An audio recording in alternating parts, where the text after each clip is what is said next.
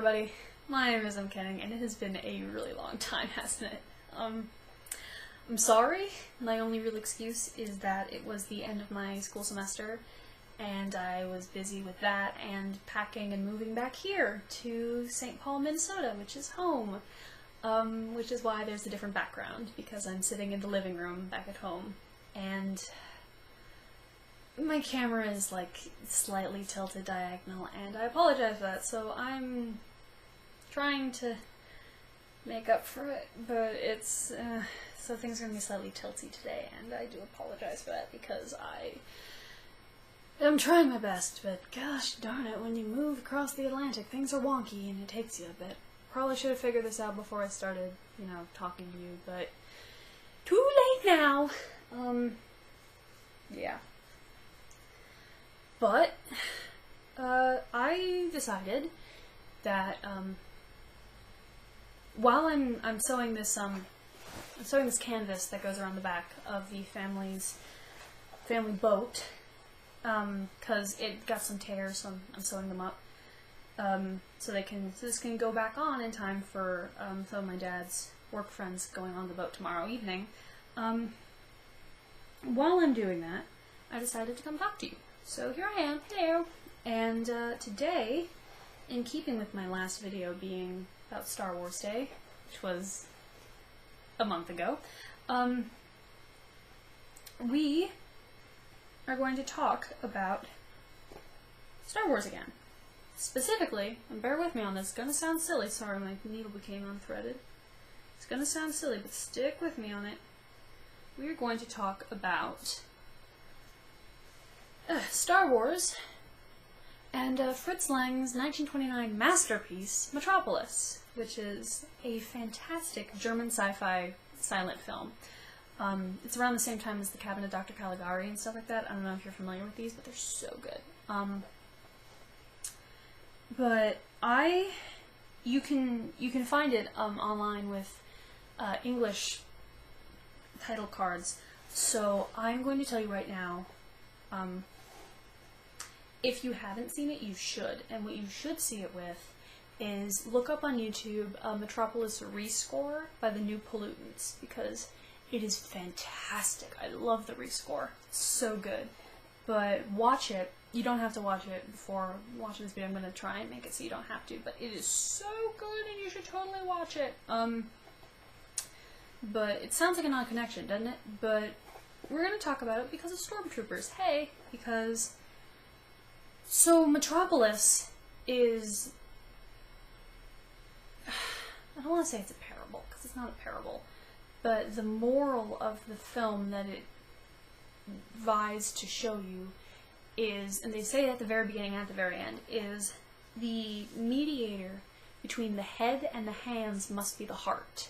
That there's going to be these great minds that envision these beautiful cities, Metropolis, and there's going to be the hands that build it and make it work. And there's going to be such a divide between the two that there needs to be the heart in between for the head to recognize the hands are people and you need to treat them kindly and all this stuff.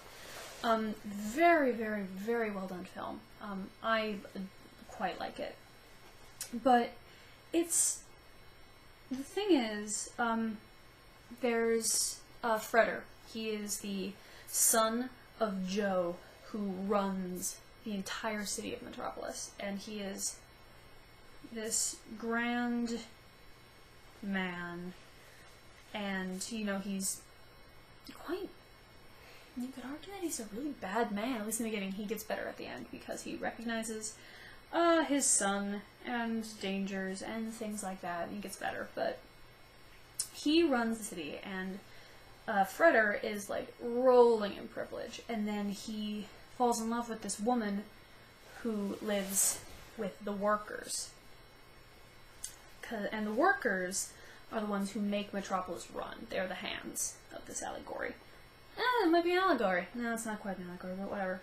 But she's the one who tells them, he runs into her first when she takes the children up to the Club of the Suns, where all the really privileged boys go and hang out. And she takes all the young children from the workers up there, and she's like, these are your brothers. These are your brothers.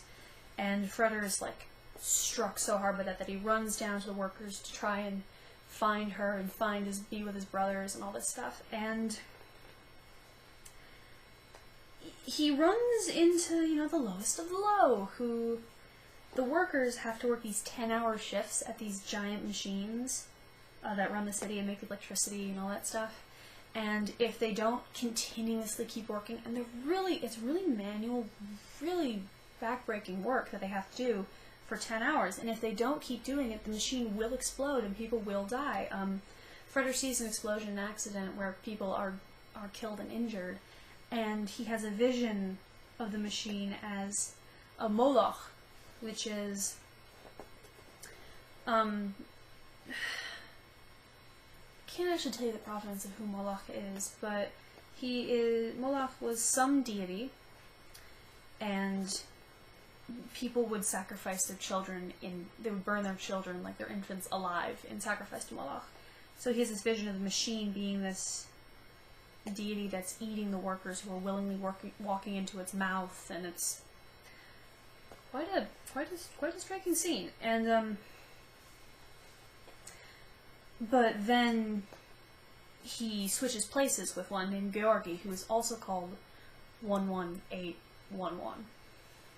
And Georgi, 11811, you know, takes his clothes and ends up frittering his life away in the red light district Yoshiwara for a very long time for getting caught and being thrown back into the underground and blah blah blah blah blah, all this horrible things that happen to him.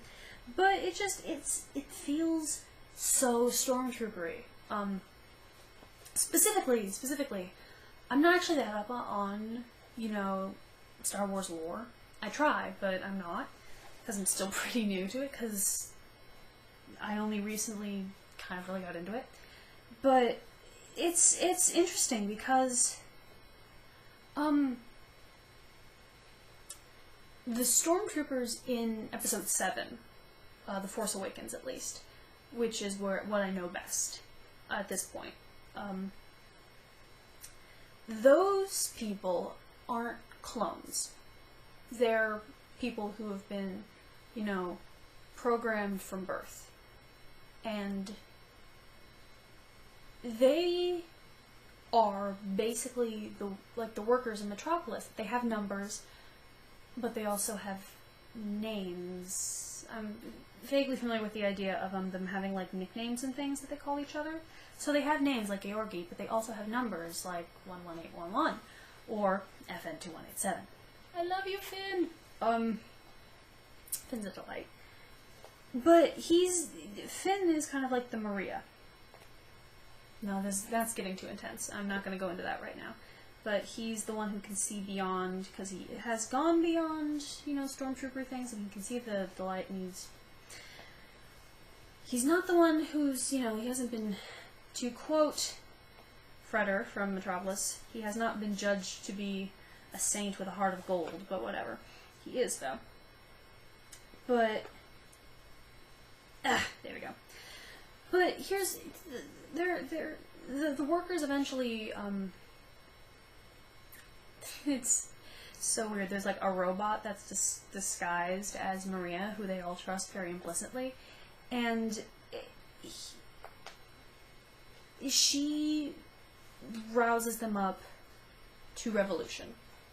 And they destroy the machines, and they end up flooding their own city. The children all nearly die, except Freder and Maria and his friend Josephat all save the children, so it's a very close call, though. But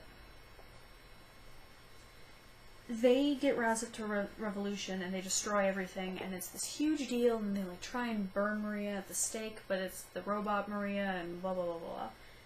And it makes more sense when you watch it, trust me. But it seems to me that those people, the workers, like,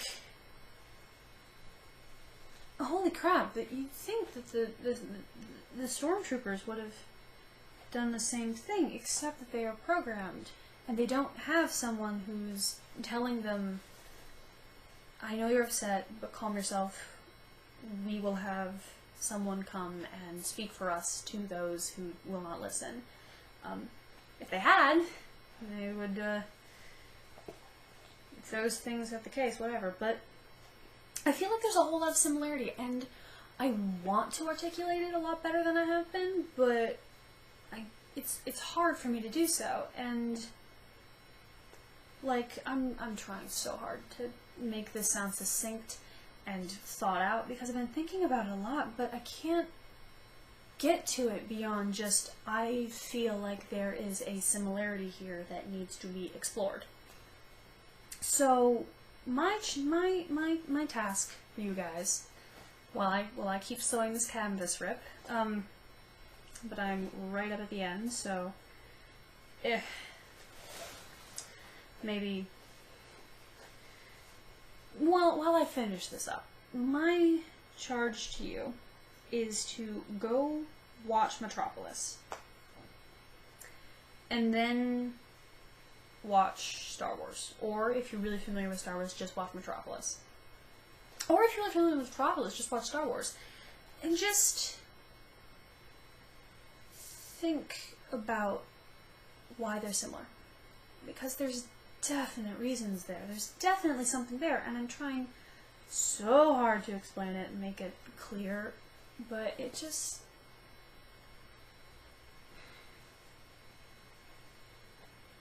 It isn't. And I want you guys to see what I can see there and understand that I'm not just talking nonsense here, because I am, but I'm also not, in that there's definitely something there. It's... If you guys are familiar with German Expressionist films, you can probably explain better than me, because I am not a film person beyond greatly enjoying them and being able to describe... Okay, I'm not like... I'm not explaining this well, but like... There's definitely something there, and I want to have good reasoning behind it, but I can't quite get there, and I'm probably going to come back and explore this with you later once I get my thoughts better in order about it. Right now I'm just sewing and talking, but it's something that needs to be explored. This whole idea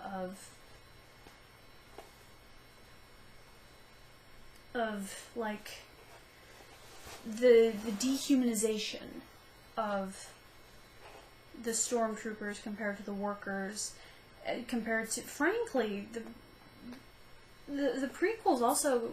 I've been enjoying the prequels, because my dad and I actually hadn't seen them before, but I actually quite enjoy them. But they dropped the ball on the whole slavery idea, which they probably should have explored a little further. Come on, needle and thread. There you go. They need to be explored further, and that can be done vis-a-vis the Stormtroopers and the workers, and I want this to make sense. But it's not. And it's just... I don't know. I don't know, man. It's something that really needs some exploration ASAP. And probably there's people out there who can do a lot better than me, but, I want to hear what you guys think. So, please, leave a comment below and just talk. Let's talk about this. Let's talk about what is there that I'm seeing. So, if you need to, catch up on some watching, watch Star Wars, watch the Metropolis, both fantastic sci-fi, and then let's talk, man. There's so much to talk about here, but I just can't articulate it as well as I should. So, if you guys are willing to help me with that, and help figure out and put to words the similarities, we could have a pretty cool conversation going. And I think it's one worth having. Because it's a thing that's been reoccurring in film, this whole idea, from Fritz Lang to, George Lucas, or Disney now, because Disney owns Star Wars now. But, things like that just need... It's such a theme that's been coming up again and again in film for an incredibly long time, and it needs to be seen again. It really does. And I'm not explaining it well, I'm not putting it well to words, but it's an interesting conversation that I think is one that really needs to be had. And I'm going to try and gather my thoughts about this beyond me just hanging out and sewing and just shooting the breeze, and probably make a better video about it later, but like, I don't know, man. This is just...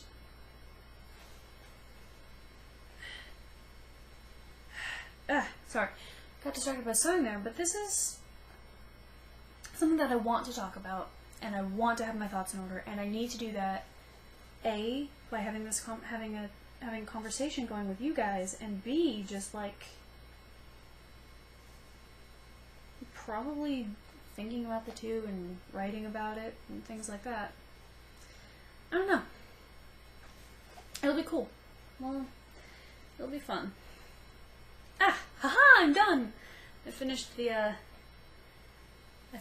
tear. Now I just need to tie off my things, and then I'll be done, mostly beyond rechecking my stitching with this canvas. So, now that I'm done with that, I gotta rethread this, okay. Now that I'm done, I want to say thanks for like hanging out with me through this last stretch of stitching, and just it's good to be back to doing this, and I'm gonna be better about it, and this won't be at an angle next time. The filming. I tried to fix it, but it does not want to be fixed. So I'm gonna get that in order in time for next time, and I will see you again soon, because I didn't mean to take a hiatus like this. So, see you later, everybody. Bye.